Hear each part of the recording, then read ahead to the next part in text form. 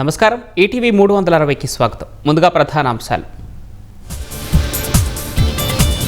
ఢిల్లీ సంవిధాన్ సదన్లో ఘనంగా రాజ్యాంగ దినోత్సవ సభ.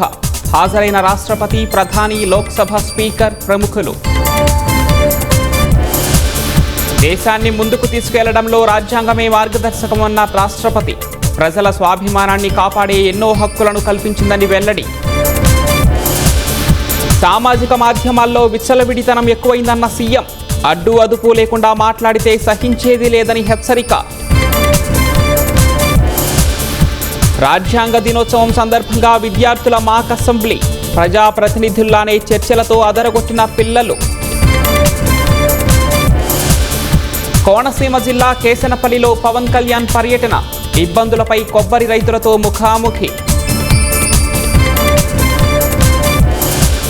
మలక్కా జలసంధిలో తుపానుగా మారిన తీవ్ర వాయుగుండం. సెన్యార్గా నామకరణం. ఎల్లుండి నుంచి భారీ వర్ష సూచన.